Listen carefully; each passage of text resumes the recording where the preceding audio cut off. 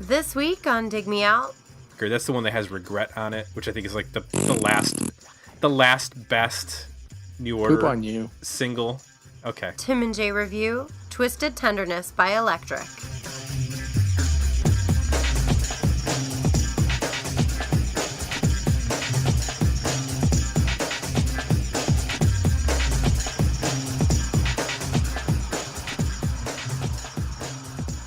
Hello and welcome to another episode of Dig Me Out.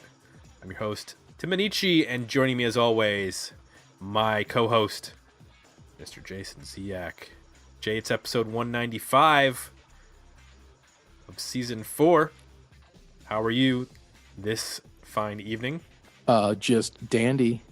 Well, that's great. I was trying to think of how to say 195 in Spanish.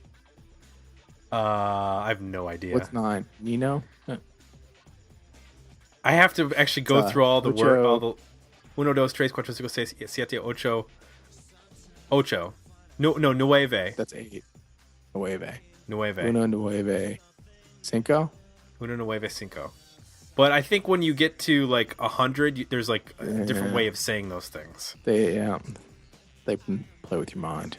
My 2 years of high school Spanish and my year of college Spanish, believe it, have not stuck with me all these years. I know. I took more than 2. I took 3, 4. Wow. And then I took a couple years of French. I don't remember hardly anything. I took 2 years of Italian and I don't remember anything. But I can name every member of, Cinderella. Well, of course. Without a problem. Right. Well, who can't? But if you asked me for 10 Spanish words, I couldn't come up with them. Sure, you could. Chalupa, gordito. That's true. You could come up with 10 easily. Nacho, salsa. Are those really Spanish words, or they're just American words that some marketing guy dreamed up? My favorite new Spanish word when we moved here was tinga. What's tinga? Tinga is it's basically like brisket, but it's mixed with spicy chilies and stuff. Mm-hmm. That's really good. It's like you get it, in a burrito or in a quesadilla or in a sandwich or something. Is it because that makes your stomach tinga later? I don't know. I have no idea. But we go to this restaurant by us and we started noticing everything had you could add tinga to everything. So you get fried avocados and then add tinga. I'm like, add the tinga. Gotta add the tinga. Whatever you got. I'm having a hot chocolate add a tinga. Go. Well, we should get to our review for this week. And in honor of another artist who is releasing new material, we're revisiting some of their old material, and that person in this case is Johnny Marr, who you might be familiar with from a band called the Smiths. And then in the 90s, he was in a band called Electric with Bernard Sumner of New Order. Isn't it electronic? Oh, sorry, electronic. Not electric. You want to cut that again? He was in a band called Electronic with Bernard Sumner of New Order. So we're going to go back. The Smiths didn't put out any records in the 90s. Johnny Marr didn't put out any solo records in the 90s. He did that in the 2000s. So we're going to check out the third electronic album called Twisted Tenderness. Jay, were you familiar with any of Johnny Marr's output in the 90s? And what is your familiarity overall with Johnny Marr? He was a guy always selling the guitar magazines in the 90s. Okay. I remember, I don't know, I just remember him popping up probably every time one of his records would come out. He'd make it into the guitar magazines. I'm familiar with some Smith stuff, and some of the stuff on here is actually sounds vaguely familiar to me. I don't know if I'd actually heard it or if it's just, derivative or something. But I'm probably more familiar with the New Order stuff from would it be the late 90s, early 2000s? There's a couple albums in there that I liked a lot. You were like a fan of the Sirens Call album, I think. Yeah. Because I know you're not a big New Order fan, but I think you liked... There was like 2 albums in there that I liked a lot. Yeah. I'm probably more familiar with that stuff than... I mean, obviously, the 2 or 3 Smith songs that were on the radio and stuff, I know those, but... In the United States. We got to say that... Yeah. In the UK, there were like 15 songs that were... American alternative radio. Right. Exactly. Like you, I was I didn't listen to the Smiths in the 80s. I was listening to hair metal and, the Fat Boys and stuff like that. So they sort of escaped me. I caught on to the Smiths in the 90s. Never really beyond the few singles, such as, Panic and the typical big ones that were in the U.S. Didn't really get into the albums until, like the Spotify and Groove Shark Last FM years, in the last 4 or 5 years, and been able to sample all the records. And I've always known that Johnny Marr was sort of a guitar god in the UK and, like you said, in the magazines, but I didn't really pick up on his stuff as he's actually like a really well-regarded producer and like a guy who plays with a lot of bands. And the big one that was like a breakthrough for me was when he worked with Modest Mouse on their breakthrough record was the one that he worked on. And he also produced, it turns out, the second Marion record, the follow-up to their one that we reviewed, their first record, and then the second record, which is called The Program, he produced that record. But he has a ton of producing credits, and those go back to his days in the Smiths. Like, basically, after the Smiths put out their first record, he started like working with other bands. And I actually just finished, not too long ago, a book called A Light That Never Goes Out, which is a history of the Smiths.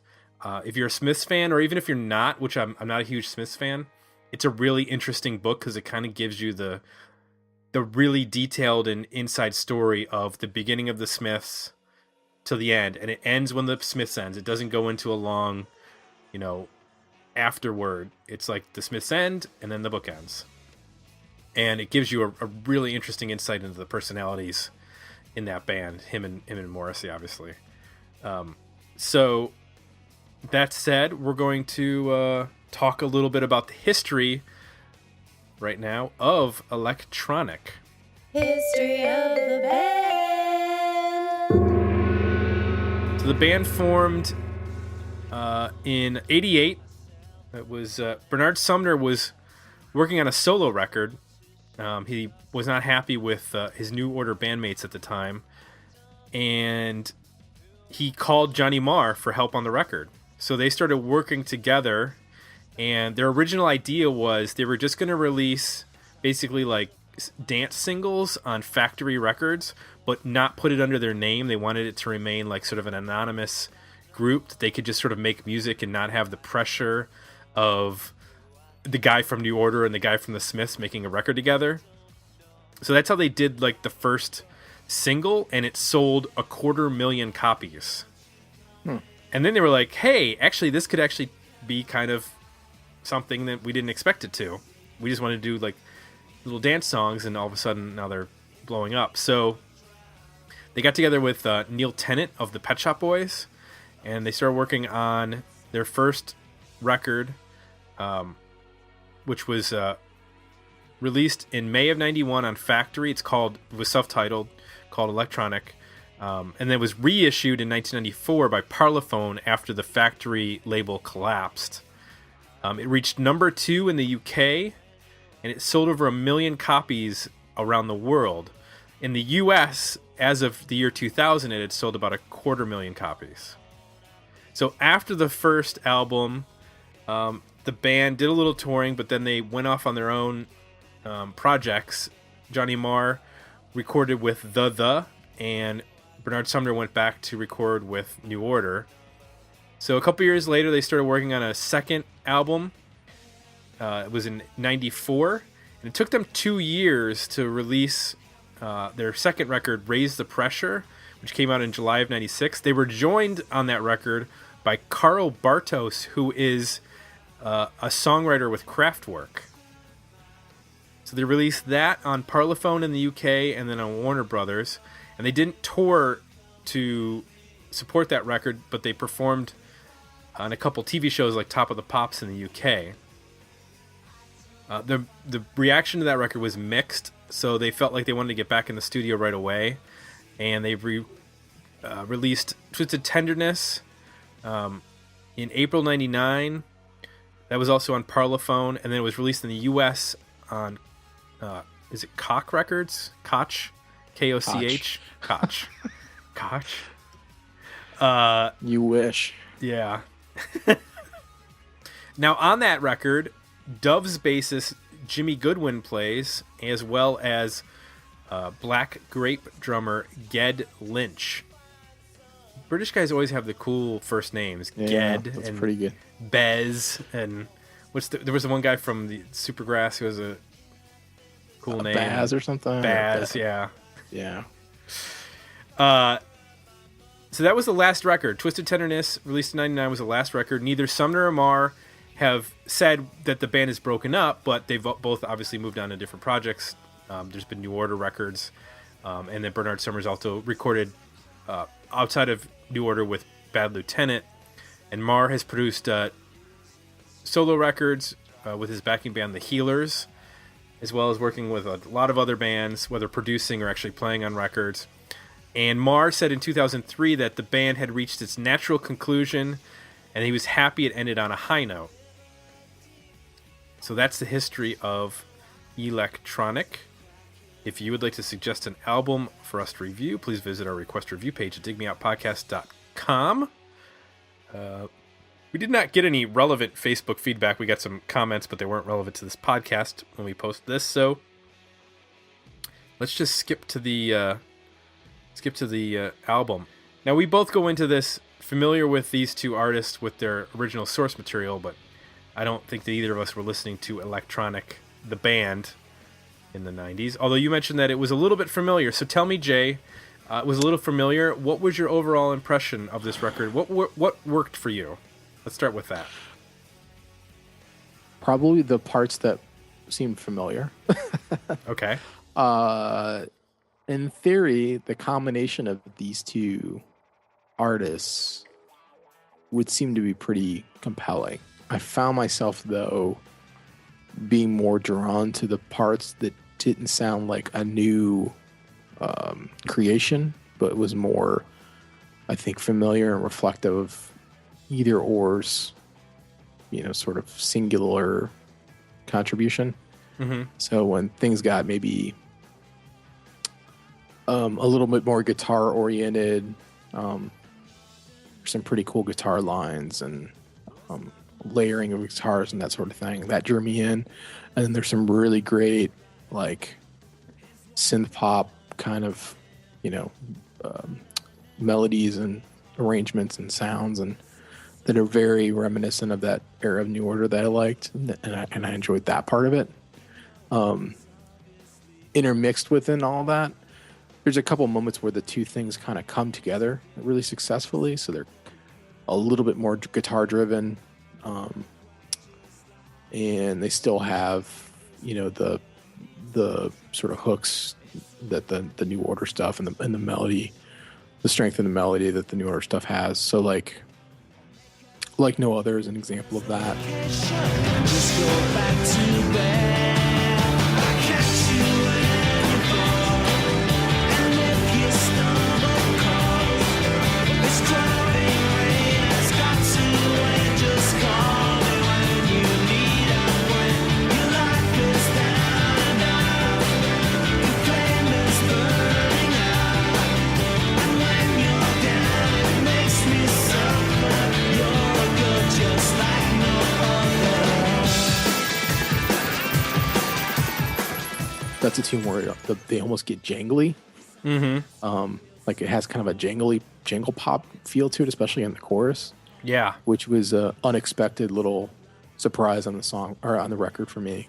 That song, and then Late at Night, again, it's really hooky.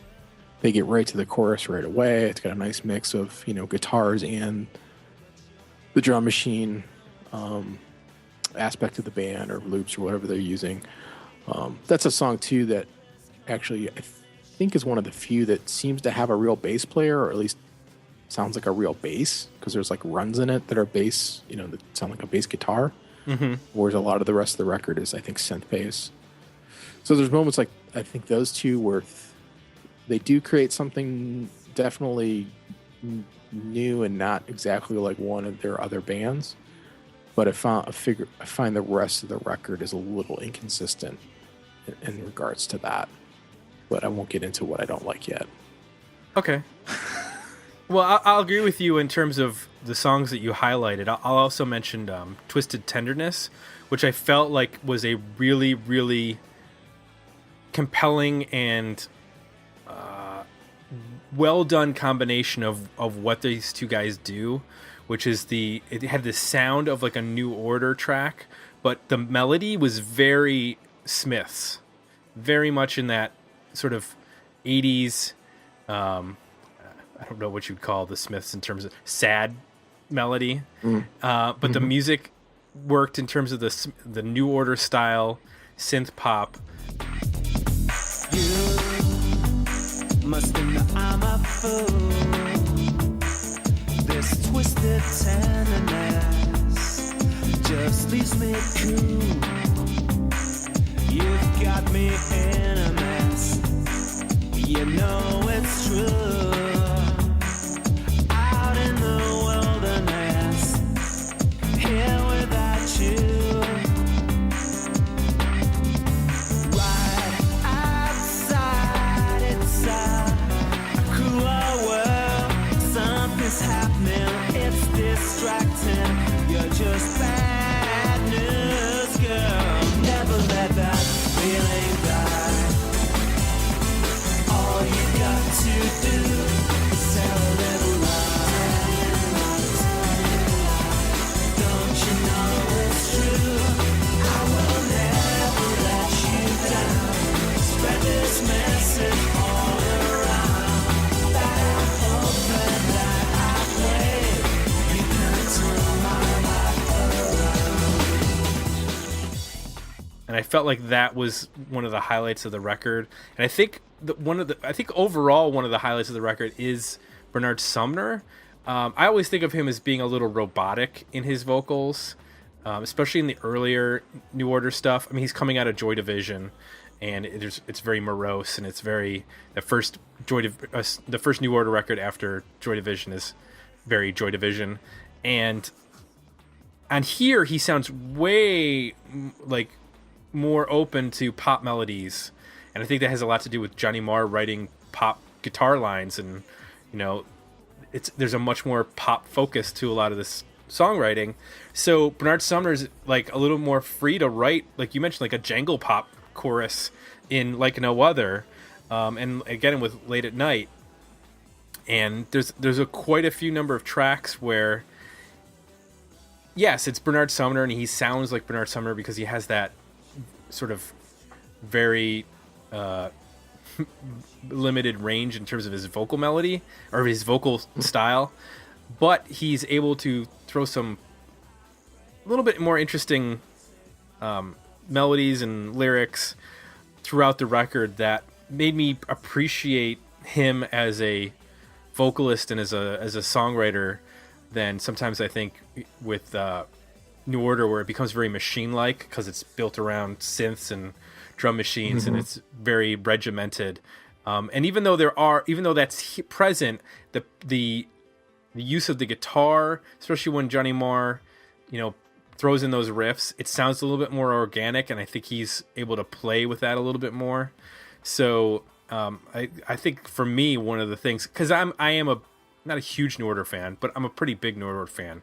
I own all the records, and outside of the first record, I really like a lot of this. I think up until Republic, I'm not in the same camp as you, where I don't find the Siren's Call to be as strong as their late 80s and early 90s work.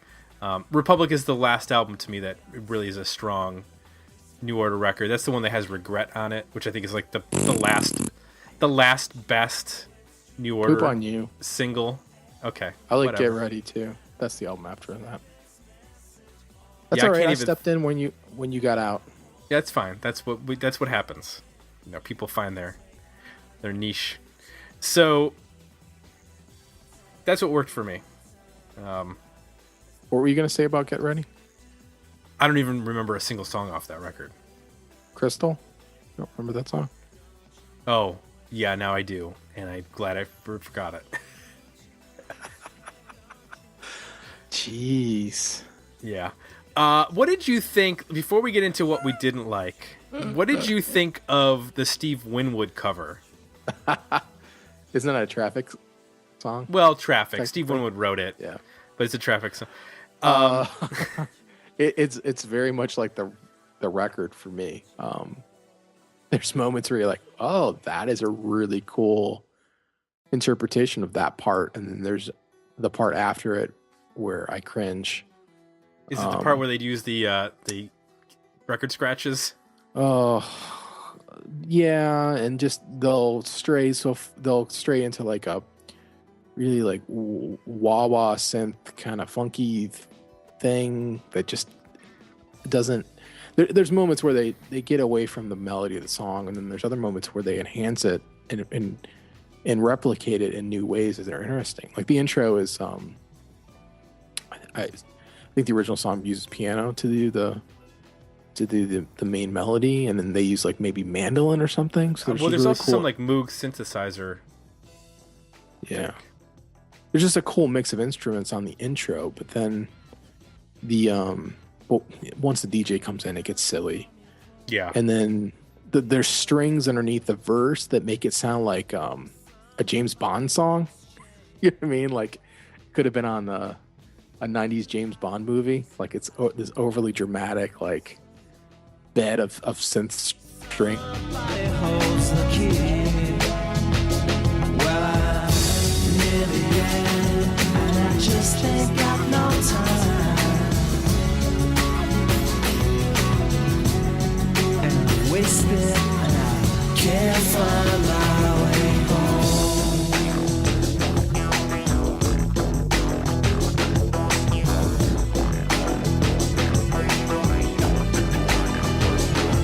Come down on your own, leave your body alone. Somebody must change.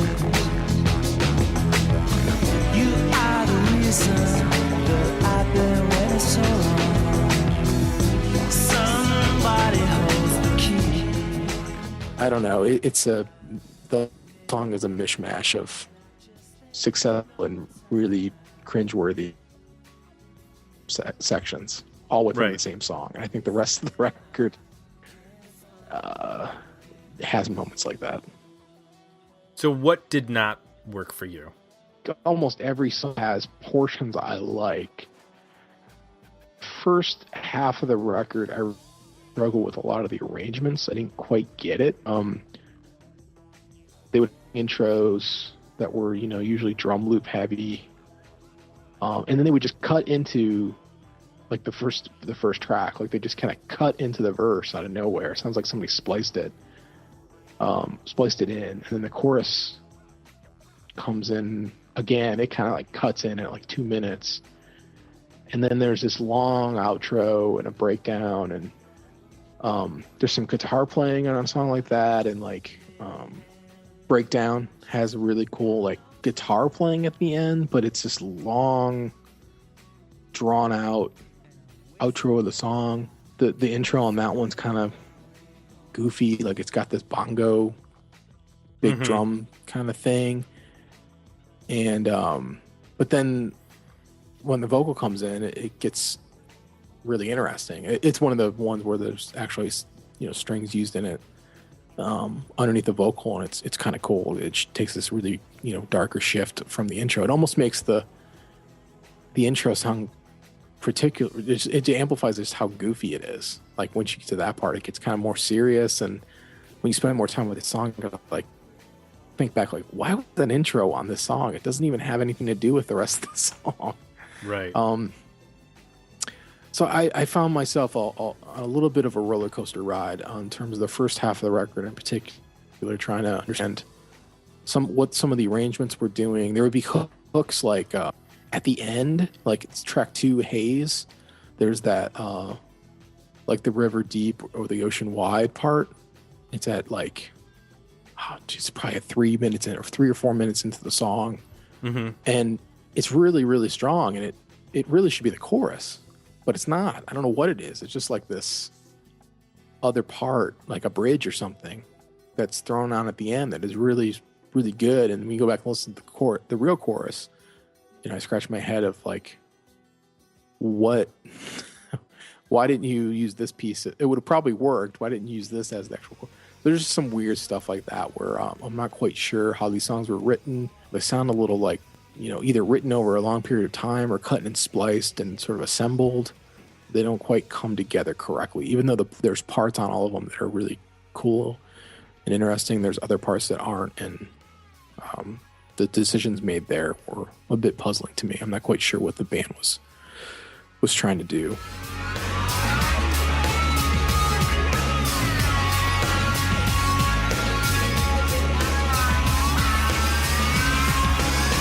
Sometimes it's hard just to find some peace of mind. It feels like I'm going crazy almost all of the time.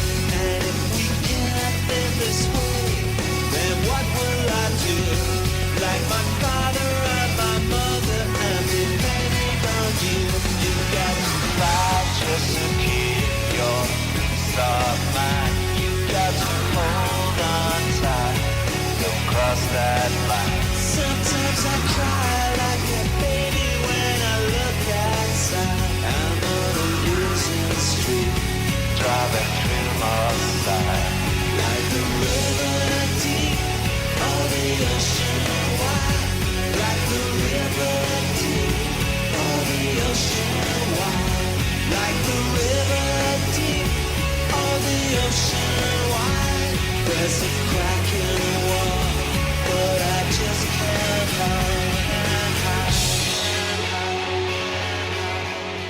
And then at the end, the second half of the record, it takes more of a pop, to me, more of a simpler pop twist.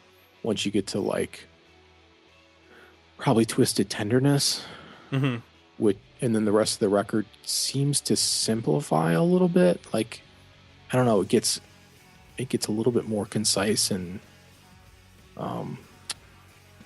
focused, I guess, and starts to make a little bit more sense to me. Well, what do you think of you get track 3, Vivid? Because that was the that's single. the song. Yeah, that's the song I knew. That's the one that was most familiar with me. That is like, yeah, that's a great song. I love the harmonica in the intro is excellent. It really sets up the hook. The drums in that, they kind of pull them back a little bit. That's another thing I struggle with on this record, is just that drum stuff sometimes just is so consuming with the layers of percussion they got going on. Yeah. In that track, they pull it back a little bit. You can hear the vocal just is allowed to come forward, and the melody comes forward more. My imagination wants to see the vivid colors of reality. There's a place out there beyond my grasp, a revolution in a looking glass. I've got to get this problem off my chest. I'm sick and tired of being second best. I'll rearrange my credibility. I fundraiser for a restless sea. Don't ever doubt me. What's come over you? Won't you forgive me? What are you gonna do? Don't ever doubt me. What's come over you? Won't you forgive me? What are you gonna do? What will you do?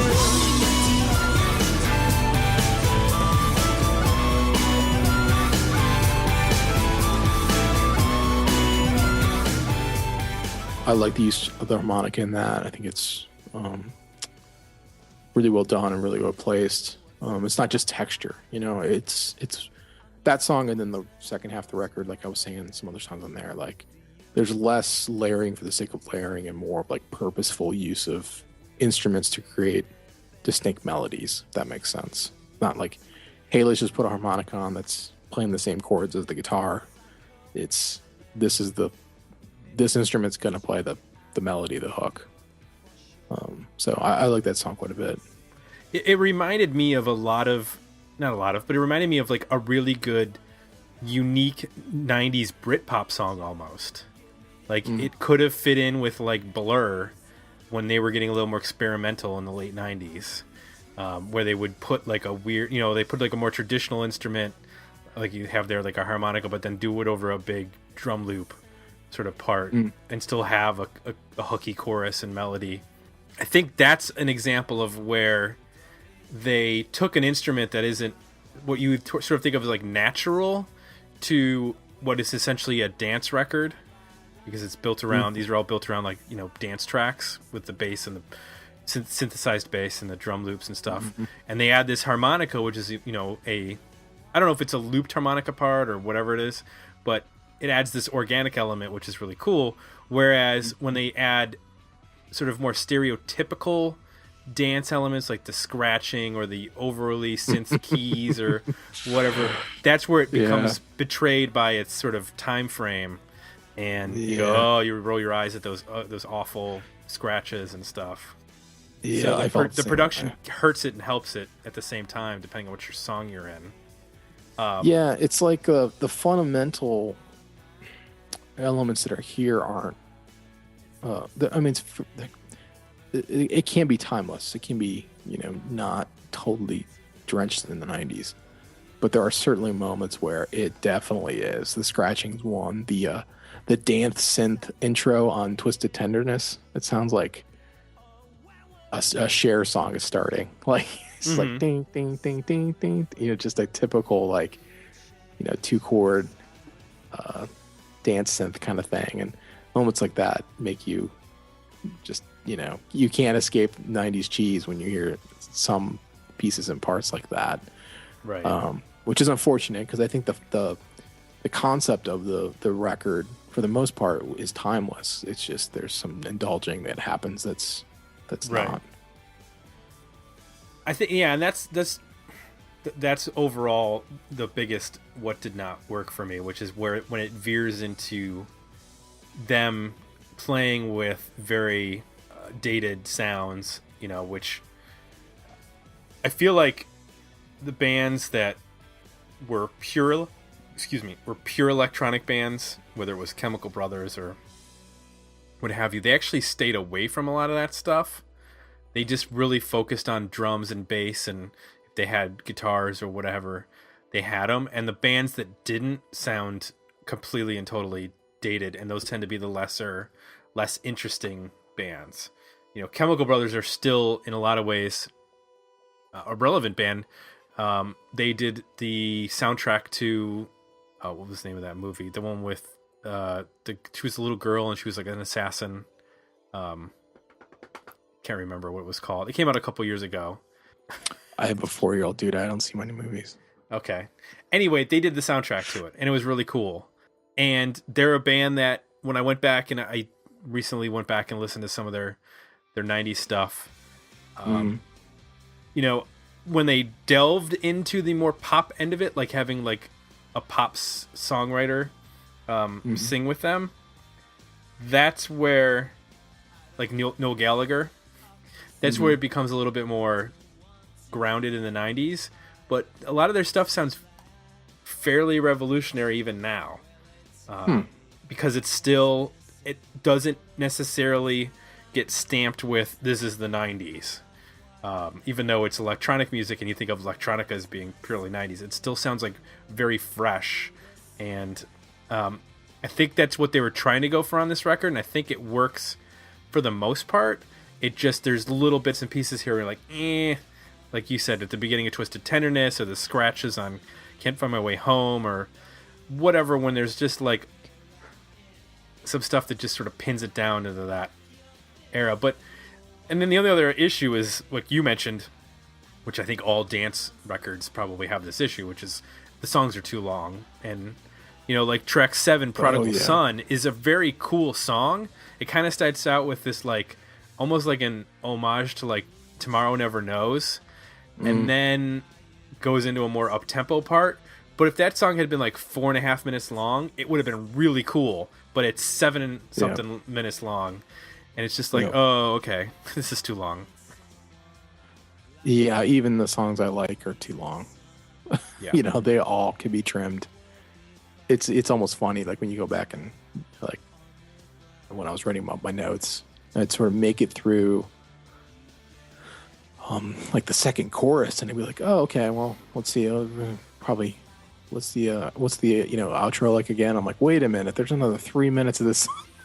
Like, right. What in the world do they do? You know, it always, like, all of them have like a break, this long drawn out break part, and there's like some kind of reprise outro thing that they usually do. It's just too much. You know, they're trying to be epic with these songs or something, which they just don't warrant that type of presentation. For the most part, they work pretty well as, you know, in a pop format with some variants here and there, but they're overly ambitious at times with that. Let me ask you this. I'm laughing here. I don't. Go ahead. Well, you're pretty astute when it comes to recognizing styles and of guitar players and stuff like that. I always hear mention of, like, the Johnny Marr style, but I'm not real strong on picking up on what that is. Do you hear, like, the Johnny Marr style guitar on this record? Because to me it sounds, there's a lot of cool guitar stuff, but I don't necessarily connect this in any way to the Smiths.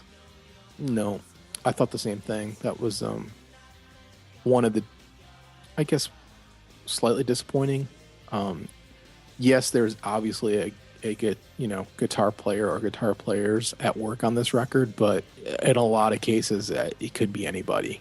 You know, part of that is there's a couple moments here and there where it starts to make sense, where you get these either like lush chord combinations with you know, really strong leads, like the layering of those two things together. But a lot of the cases, the guitar gets lost. I mean, there's large portions of this record where it's not even part of the consideration, like it's just not even part of the song. Right. And there's and also there's other times where it's there, but because of the way it's mixed, it's such a minor piece that you can't even really distinguish the part, or, you know, you can't even appreciate it for what it is. I think a lot of that has to do with the production. I think it's just kind of buried in a thick mix of a lot of other shit that it's really hard to hear it and pull it out. That's probably one of the more disappointing parts of the record, though. Is I'd love to just hear it kind of stripped down to that part and some simple keys, bass, and drums, and lose a lot of the extra percussion layering and stuff to see if that, I think what we're both wanting, that little bit more of the signature kind of Smith's guitar sound comes out. Well, that's the problem that I have, because as I've gone back and listened to more Smith stuff, especially after reading that book, like, I hear a song like How Soon Is Now, which has that, like, you know, really unique tremoloed guitar with those slide, you know, signature parts. And then I compare that to, like, a song like Panic. I don't necessarily hear the consistency in his guitar playing that I think other people do. I know that there's, like, there's a jangly aspect to a lot of the stuff that he does. But he, you know, in reading the book, he was playing like a Les Paul for a lot of those years, even though he was playing like a lot of sort of morose and quieter songs. So I guess I'm just not as comfortable saying I can spot a Johnny Marr sort of part. I don't know if it's just in the way he phrases guitar lines or what, but I have a difficult time sort of picking up on what he does as a guitar player that's so unique. Yeah, I'm not that big of a fan of him to know. I guess I could only go with the songs that I knew, wanting to hear portions and pieces of that type of song, I guess. And that's what I was looking to connect back, and it's tough to say whether there are a couple moments where things like that jump out, but it's not as much as I thought it would be. I've never used Groove Shark before. I used to listen to this record, so I went back to the homepage to see, like, now that I've listened to this record, what my recommended songs are. And the bands I'm getting are Human League, Bronski Beat, Pet Shop Boys, Soft Cell. So that's apparently what that makes sense. Groove Shark thinks I like now. A lot of the Verve, Elastica. That makes total sense, based on, because over the course of the 3 albums that they put out, they had like the drummer from, ABC played on one record, and I mentioned the Pet Shop Boys, were one of the guys from the Pet Shop Boys was involved. So, and there's elements of a little bit of Britpop in some of this, so that makes sense. Mm-hmm. Let's talk about our overall rating. Worthy album, better EP, or decent single? Jay, where do you fall on this record? I'm going to go with an EP. I think if you cut down the whole record, like if you went through and edited every song down, I think it would be a worthy album. That's asking a lot. Yes, it is. Yeah, so if we're just going to leave the songs as they are, I would say it's an EP. And I could probably pick, 1, 2, 3, probably 5 songs that I think would be good on that. I agree with you. I'm at an EP, and I am also at 5 songs. I don't know if it's the same 5, but I probably guess where it's 3 or 4 are pretty close in terms of Vivid, like no other, Late at Night, When She's Gone, and then maybe the last song, Flicker. I would be at Vivid, Like No Other, Late at Night, and then I would take Twisted Tenderness, and I actually like Haze. Has that like Zeppelin beat to it, that big like what's the name of that? The one that always gets sampled, that drum beat, that Zeppelin. When the Levee Breaks? When the Levee Breaks, kind of has that feel to it. But there was nothing that I really disliked. It was just that I just had too many issues with some of the other songs. Whether it was production or length. None of it's like offensive. No. There's parts where it's like a little bit, like we mentioned earlier, it's a little bit cringeworthy, or like, brings up Demons of the 90s. Musically, like, ooh. But it's fleeting, those parts go pretty fast. So I'll just say this for all future generations of musicians: turntable scratches should never be on your record unless you're a hip hop artist. Period. Don't ever do it. It sounds terrible 5 minutes after you did it, let alone 15 years. Oh man, Groove Shark thinks I like Spandau Ballet. True, Jay. True. I can never go back to Groove, or maybe I do need to go back to Groove Shark to set it straight. You got to go listen to like some Pantera on there and really confuse the hell out of Groove Shark. Well, then they'll just give you a Rammstein, probably. Groove Shark, you've got me all wrong. Give me another chance. So that's 2, to get back to our review, that's 2 EP reviews or recommendations for electronic,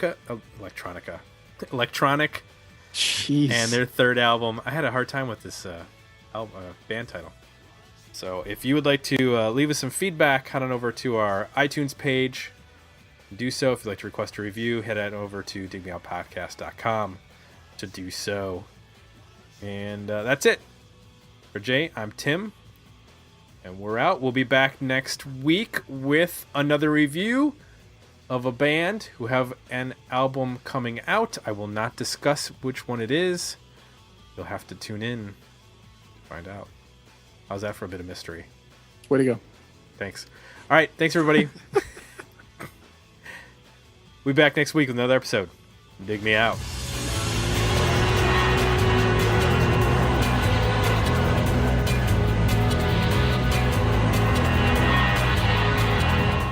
Join the conversation about this episode at digmeoutpodcast.com, where you can find links to our Facebook page and Twitter feed, as well as links to our request a review and merchandise pages.